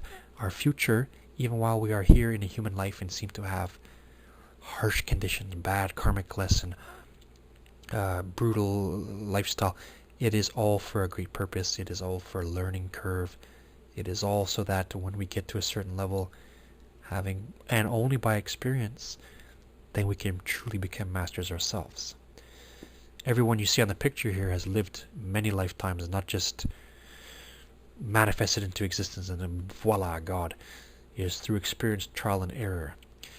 Siddhartha Gautama, the Buddha, when he had his enlightenment under the tree, a lot of people just say, oh, well, enlightenment, he just woke up or something. No, the story is he had the deepest insight of all insights, and he saw his soul's journey from its prime all the way to the present and even beyond.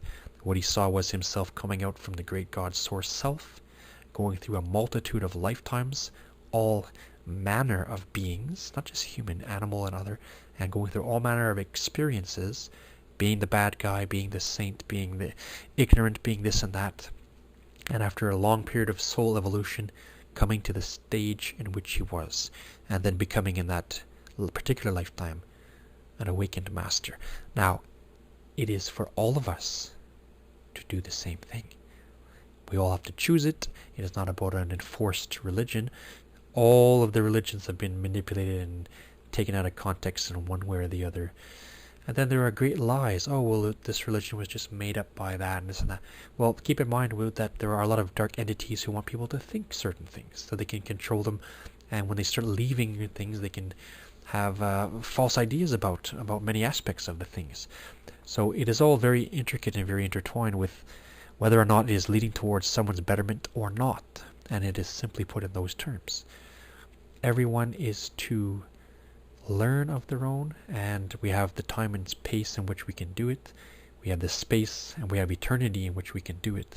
So it's not to think of one life only, which is a complete, very bad lie. And it's not to think that you have one life and then you're going to hell forever because you didn't agree on someone's name or something like this. That is not reality.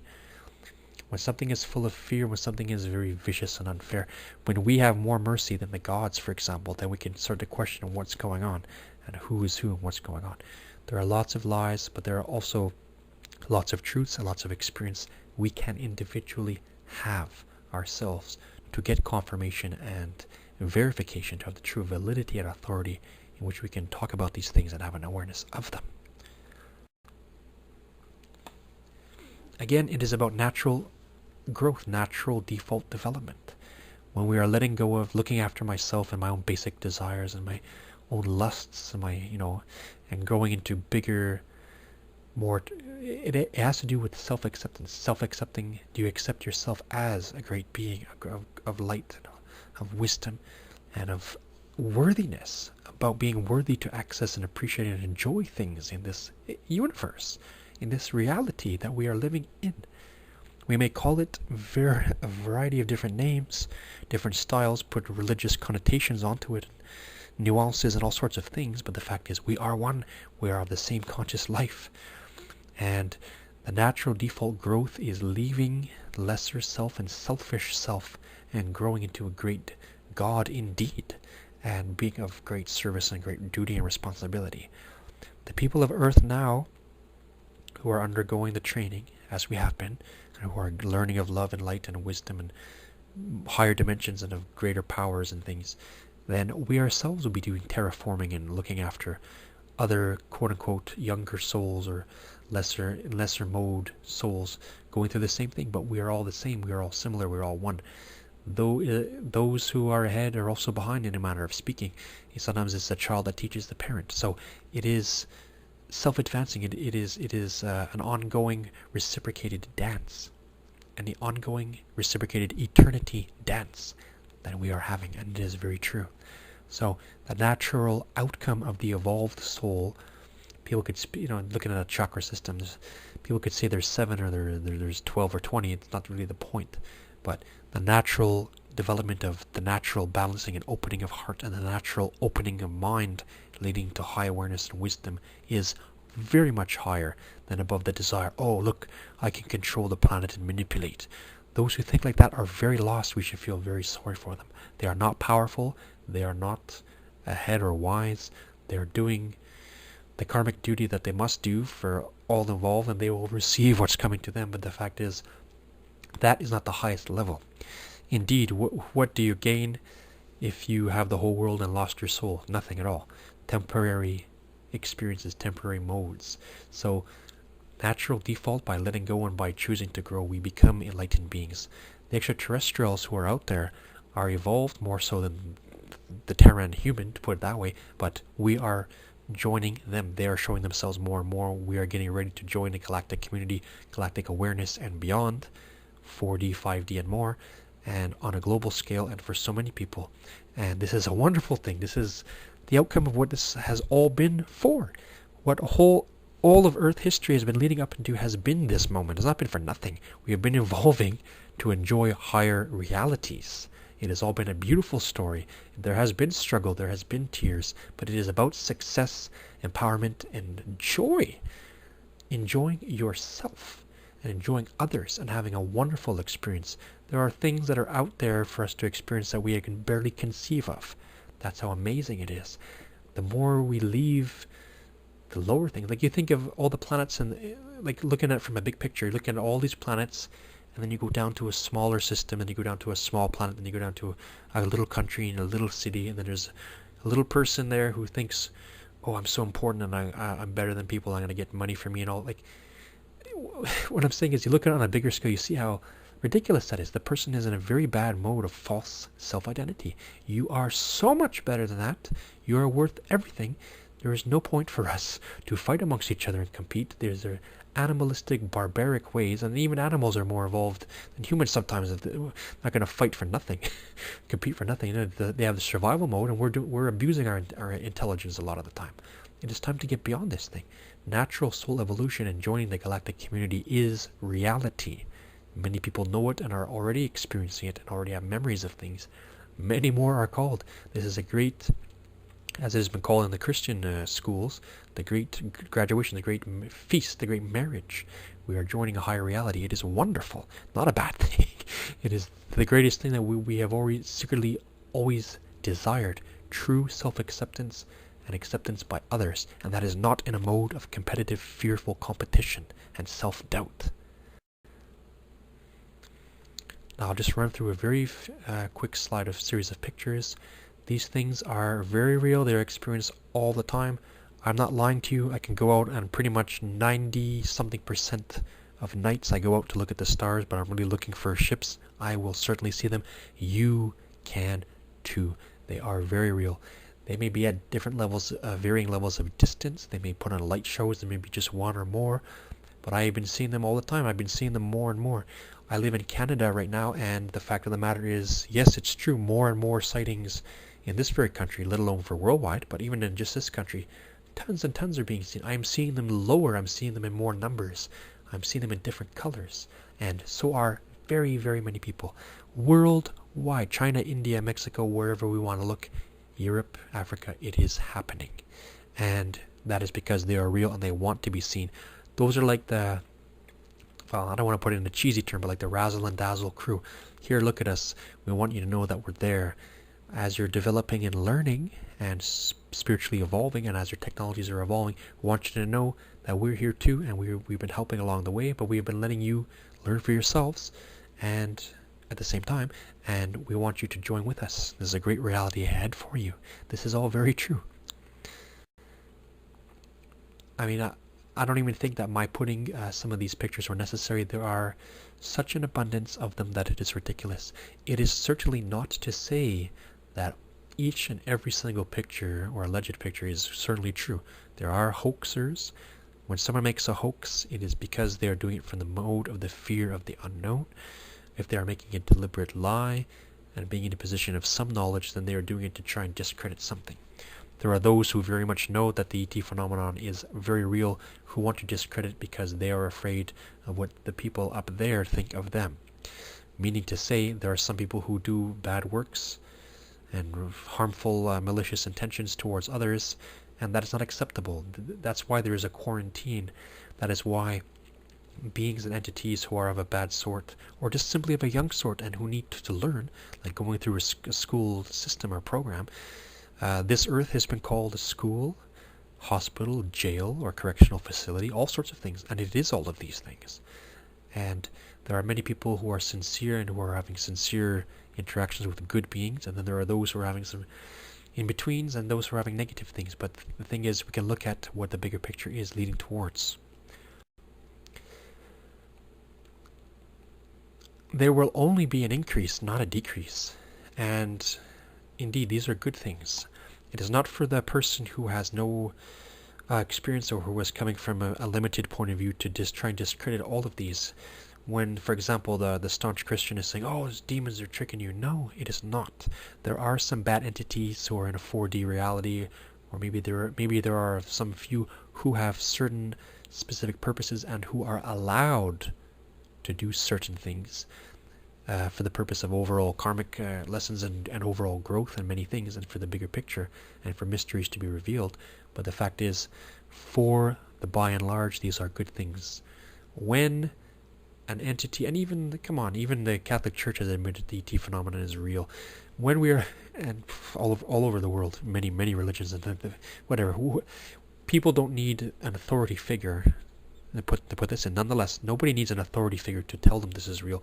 You yourself can experience, you yourself can be your own authority on it by putting all the facts and puzzle pieces together, by having your own viewings of ships, by even having your own interactions with beings. It can very much happen. It can be according to your readiness. It can be according to you if you want to talk or not, or have an experience, is your willingness. But it can be had, and that is the truth of the matter. The one who wants it the most gets it the most, and that's true. And sometimes even those who don't want it get a reminder of it. So even that, all these things put in together. Worldwide, whether in Russia or in Israel or in Saudi Arabia, whether in the United States, wherever that this is happening, it is happening. It is a global thing, and it is only going to get more clear. Now, instead of paintings and carvings, we're actually able to take pictures, even video footage of these things. This is becoming very excellent. It's becoming very real, and it was intended and allowed, and it was a natural outcome. Let's rejoice in this. This is not a bad thing. This is beautiful, and it is about graduation and ascension. It's not a bad thing. We have so much programmed fear of the unknown, so much propaganda coming from various sources, many of which certainly not good at all, and intending not good, and intending harm, saying, oh, it's bad, invasion. It's all nonsense. When we are looking at the bigger picture, and we're having hope, and we realize that the future and the unknown is not always bad, but perhaps more often than not good, then we can put aside our doubts and put at ease the inner conflict that we're having, so that we can understand. You see, the more that we as the people on earth have unity with each other, and the more we ask and look for our friends who are up there to communicate with us, like if there was, some said it was a law of 51%, if more than half the world was ready and saying, yeah, let's do it, then that would be the time that they would do it. Does it take, imagine this, for example, if you will, if the whole world, and I know that there's time zone differences and all that, but let's say if we found a nice medium or a nice middle, and the whole world could go outside at the same time and say, all right guys, and everybody was looking up and say, okay, come down, show yourselves. You know what? They would certainly do it, because they would be ridiculous and foolish not to do it. That would be such a discredit to them.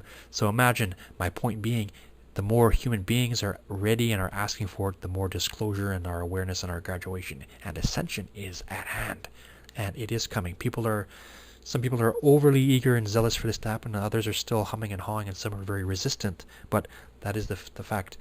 What was our technology leading to? What was our spirituality leading to? It was leading to this. Our very own graduation and welcoming into this galactic reality. Cloud ships are very real. I've seen with my own eyes. There are many sweet mysteries and cloakings that our friends can do, and not every single cloud you can say, oh, the UFO is hiding within it, but when you know, there's a certain shape and certain structure to the cloud, a swirling mechanism around it, a certain way in which that is revealed that you can know. And I'm just saying these are another example of things that are very real. And our friends are always in the sky. There is not a moment that they are not around watching, listening to people. It's all monitored. It's all, but the good ones, of course, are innocent. They are not trying to make anyone afraid of them. That is the last thing they want to do. They are not about that. They are only about the opposite. So the majority of Earth humans, to their very big memory at least, have not had waking encounters. I mean, it's not to say of what happens at night during sleep or in between incarnations and many things, but it's to say that a lot of people don't have a conscious memory of experiences, but that is a lot having to do with the fear of it. And our friends in the heavens do not want to scare or impose anything. They do have an idea of respect of us and of free will, and they are, in some cases, not to say afraid of us, but they have a, sort of a groaning towards the fact that we are aggressive and defensive, and the fact that we lash out quickly. We've been so permeated with fear for such a long time, and it is time to get over this. And the more that we wish to do so and become spiritually inclined to do so, and the more that entities who have been trying to manipulate so bad for so long, these guys, people you hear about Illuminati and such, they're becoming a joke. They're the bad ones I'm talking about. I'm not saying don't respect the fact that they can be violent and have a lot of money and influence, but I'm saying more and more on stage and evident, and in the public view to all, are the characters involved in manipulation being seen and revealed. Nothing is hidden that will not become known. The fact is, even they can have a chance, an opportunity to grow and let go of their competition and their fearful pride and join the galactic community. So it's not even to say it's too late for those individuals. Those who are dark leeches and vampire types, whether they're human or non-human, even those are, in a sense, in the ultimate constitutional sense, children of the isness, of the universe, and we can even have pity for them. Anyways, as for cloud ships, being a worldwide thing, we all can understand that this is happening and is being revealed at first slowly and gently and subtly, but more and more less subtly. And when that comes down to it, when disclosure comes around to it, it is a matter of saying, well, what's the next step then? What are we going to do? Are they going to interact with us and talk to us? Who are they working for? Are they calling us to the good or the bad? And that is exactly it. The reason why the world powers are hesitant to talk about disclosures is because they know if they do, then they got to say, well, what do the aliens have to do with us? The aliens, again, bad word. They're going to say, okay, well, those of you who are decent, you're going to inherit a good, clean earth. We're taking out the trash. The evil manipulations are gone. The ascension is here. The vibrations are happening. The higher awarenesses are happening. Souls are evolving. And those who are hanging on to the lower level things, addicted to the control of 3D matter, even if they're operating in 4D, if they're addicted to the controlling of 3D matter, as it says in the Hindu schools, the entities that are on the planet are addicted to wanting to be the lords and masters of material nature. So anyone who's still trying to be in control and still trying to conquer material nature is still too much in love with it and is still too attached to its lower natures, whether in a barbaric sense, in a hedonistic sort of sense. But to have enough experience and to learn to let go, and that there are other things and better ways of being to experience the thing, then it is very easy to let go of that which is here in the Maya, the illusion of it, and get on with the higher realities. Our quality of technology and pictures and videos are getting better, so we're capturing these images a lot better, and not to say that they're all real, there are some hoaxes, but when they're real, they're pretty evident. And the fact of the matter is, they want us to see them. It's not an accident. Oh, look what I accidentally caught. Like, they understand that if they're coming down flying within the vicinity, within a certain ceiling height, that they would be seen. They're fine with that. They want that. They know that's part of the objective, part of the operation going on. So we can be lucky when we do see it. I myself have seen many ships. You probably have seen some too, and some have seen many more. The fact is, it is all very real, and it is indeed coming to a head. Disclosure is so close, and it's going to be excellent. So we are being invited. The beings who are truly advanced and who are truly in higher dimensions are, by default, of great intellect and wisdom, no doubt, and of great love and emotional care and concern. Verily like gods, but also saying, you too come up. You too naturally evolve into these dimensions. You too are it. And so we are saying that this invitation to not to join their reality, but our own reality, the shared reality, is there, has been said for a long time. The kingdom of heaven is at hand. Join Nirvana. We are ready for a next level, and we can realize that whether they are physical or non-physical, and all the variety of dimensions, good is good and bad is bad, simply meaning evolved and emotionally balanced and developed, mentally acute and strong, versus what is regressive and what is still addicted to certain lower levels. But we can understand, again, as I keep saying, the natural process of growth, which has been leading up until now. Which there are some people on some planets right now, even on this very planet, we see quote-unquote lower life forms. We see animals and insects and plants. But that's not to say that they are not in some ultimate way not equal in a way of that they are life to life. And not to say that there are other planets where people are going through the same thing. There are planets just next door to us where people are in a state, in a Bronze Age or a Stone Age even. So we, after graduating here, maybe some of us go and help them. Let's think of all these factors. Let's think of the fact of a bigger picture. The sky is the limit and beyond. Well, why and how is it not just that? It is very much the case. Natural soul evolution development. As for this Gaia or Terra, or call her what we will, this is indeed a goddess, a great being that has housed us and is entering her own evolved level. We all reincarnate. This very Gaia has been made and not destroyed, but the surface thereof wiped out at least 4 times. And this is the going with the common stories handed down from many people worldwide, Greeks, Hopi Native Americans, etc., and a few others, saying the same sort of stories, Hindus, etc. And the planet itself is going through cycles of life. So we are in such a macrocosmic interrelated reality and dimensional reality, multi-dimensional reality, that while it seems complicated or tricky, or we don't have the terms for it even, or we're limited in our speech, the fact is it is connected by oneness, universe, and life essence, being, interacting in various modes of being with things.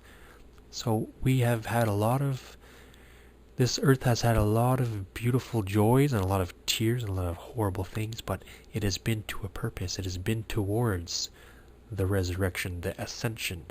Not the resurrection of a body, but of what Christ really meant was, in my trying to define it, is that joining with a higher type of being, a higher type of form and body that is allowed to enjoy more and better things.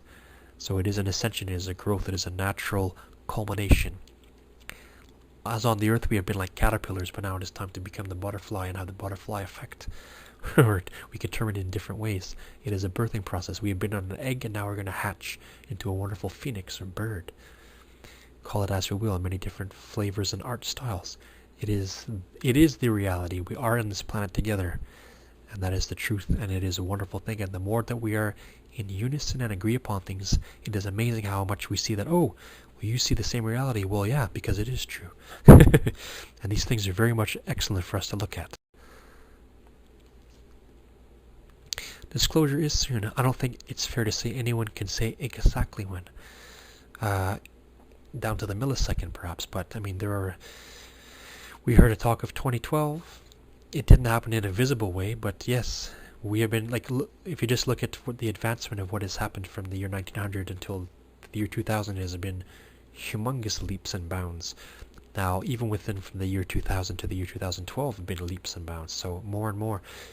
Perhaps we are looking at, I've been told, and I have thought about it myself, and it seems realistic that there will be a great disclosure and a great ascension, a great change of the lifestyles, changing life as we know it, would occur somewhere between 2025 and 2045, or 2020 and 2040, somewhere in there. But who's to say, really? Maybe that's not even true. Maybe it's shorter than that, or maybe it's after that. The point is, as it becomes more obvious, and as more people want it, and as it feels right, and as it is becoming more aware to more people, then it will happen, has the chance to do so. It is already doing so, and it is for us to embrace it. It is for us to realize, well, we're in a mortal body anyway. We are under the laws of gravity and certain things anyway, so we're in a system and a conditioned state anyway. So we're not the masters of reality, but we are life experiencing this type of reality, and it has been for a purpose. So what is the next stage? Well, it is the galactic community, and the extraterrestrials are very real. They're very eager. They are gentle and shy and humble. Well, however I want to word it. They're not about scaring and enforcing things. They are amazing beings, full of great compassion and wisdom, and are looking to see us become the same thing. And that is where the majority of them are. This is the natural soul development and natural soul evolution, as it is. So let's take great comfort in that. I hope you enjoyed the presentation. I have other videos. I will be making more. Check out some links in the description if you're inclined. And I hope that you will ask yourself where you stand in it. What is your experience?